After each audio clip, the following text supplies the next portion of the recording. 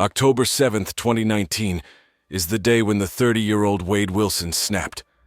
During that day, he crossed paths with two different women, but what came up like a casual day ended with tragedy.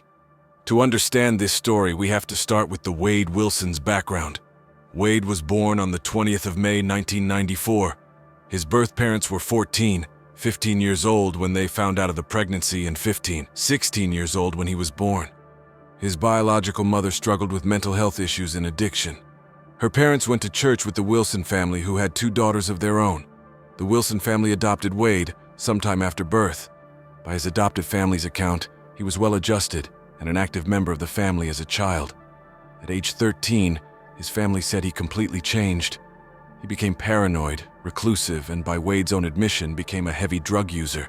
On one occasion, he was paranoid as he felt people were watching his family and wanted the blinds closed. On another occasion, he was paranoid that there was an entity in the garage. His father did not understand there to be anything in the garage. The police were called and noted the same. At age 13, he was subject to the Baker's Act because his adoptive dad found drugs. He was released the next day. Throughout his schooling, he received good or okay grades, A's, B's, and C's, and was great at sports. As a adolescent, he sustained multiple head injuries from playing sports, some of these resulting in a concussion. He was suspended from school for selling drugs. At age 18 and again at age 20, he sustained head injuries from car accidents where the car he was in collided with a tree. At least one of these led to a concussion.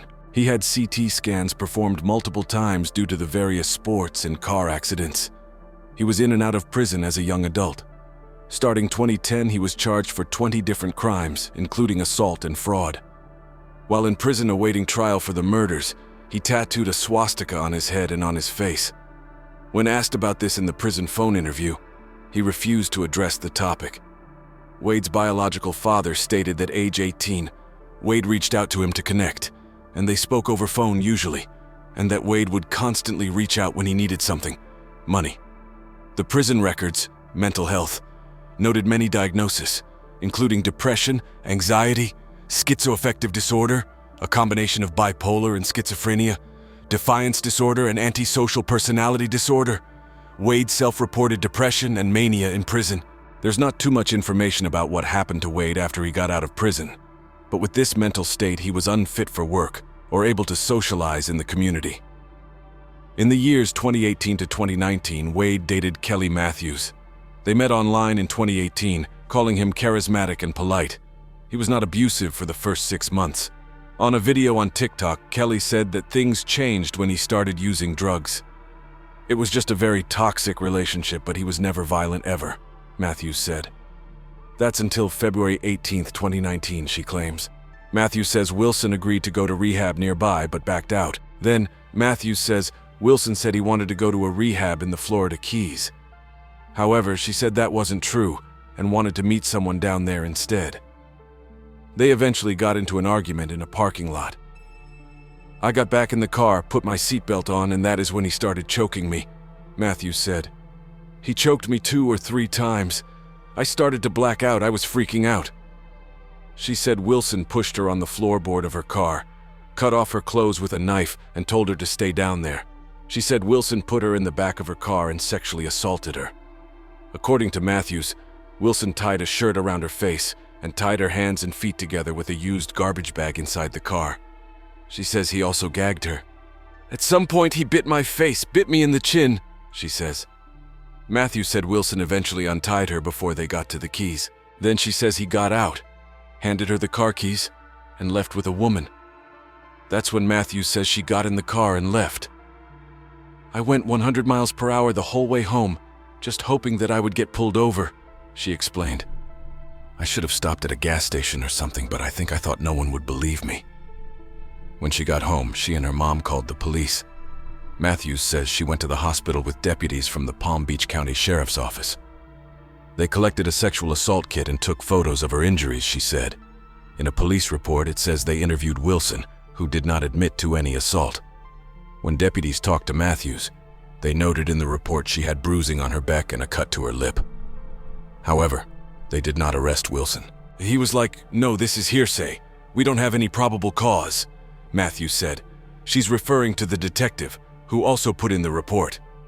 "There are no witnesses to the alleged crime and no evidence to establish probable cause." Matthews says she believes the system has failed her. "I was just more angry that this could have been avoided if they would have just listened to me and put him in jail at the time," she said. On October 2019, Wade met Christine Melton. Christine lived alone in a duplex in Cape Coral, Florida, and had a cat. Christine and her friend Stephanie decided to go to Buddha Live nightclub to listen to live music on October 6, 2019. Toward the end of the night, as they walked to the upstairs bar, Stephanie said, Wilson jumped into their path and introduced himself. Stephanie said that after the live music bar closed down for the night, she, Melton, Wilson, and another man they had met that night, Jason Shepard, 42, drove to Shepard's home, where they spent several hours. Stephanie and Wilson left the home together the next morning. Before Stephanie left to take her son to school and drive to work, she said, she hugged Christine and said, "See you tomorrow." Their tomorrow never came. Christine was found dead in her home on October 7, 2019. Wilson strangled Christine to death as she slept in her bed and stole her car. A short time later, Wilson saw 43-year-old Diane Ruiz walking along a Cape Coral street, asked her for directions to a nearby school, and lured her into the car. When Ruiz tried to exit the car, Wilson attacked her, beating and strangling her before pushing her out of the car and running her over 10 to 20 times. Ruiz's body was found in a field in Cape Coral on October 10, 2019, 4 days after she was reported missing. Vultures circling in the sky led authorities to the chilling discovery. Wade Wilson was caught on camera shirtless and bloody entering a Cape Coral business after allegedly killing 2 women. The business owner testified that after he walked inside, he confessed to killing someone. After the murders, Wilson called his biological father, Stephen Testaseca, several times confessing to and narrating the gruesome details of crimes. Wilson confessed to Melton and Ruiz's killings during the call, telling his father that there were 2 people who were gone and would not be coming back. Testaseca then added that he initially didn't believe the confession, calling his son a good storyteller. During a later call, Testaseca revealed how Wilson went into detail about the killings, saying, "I choked that bitch," when talking about how he killed a sleeping Melton in her own home. Melton was later discovered deceased in her own home, her body having been wrapped in sheets by Wilson. Testaseca then went on to recall the graphic detail in which Wilson described Ruiz's horrifying murder. Wilson had lured Ruiz into the car, which he had stolen from Melton, before strangling her and pulling her from the car. He said that he pulled her out of the car and realized she was still breathing. Testaseca told the court, adding, he then said he got back in the car and ran her over until she looked like spaghetti. When asked by the court about Wilson's demeanor on the calls, Testaseca revealed his son was excited by his actions, adding that he didn't appear to show any remorse. Testaseca then went on to add that he was concerned that Wilson would have done it again if he hadn't turned him into the police. Following his trial, an emotionless Wilson was found guilty of brutally killing both Ruiz and Melton, with jurors at the Fort Myers courthouse voting for him to receive the death penalty for his crimes. Wilson will be formally sentenced on the 23rd of July.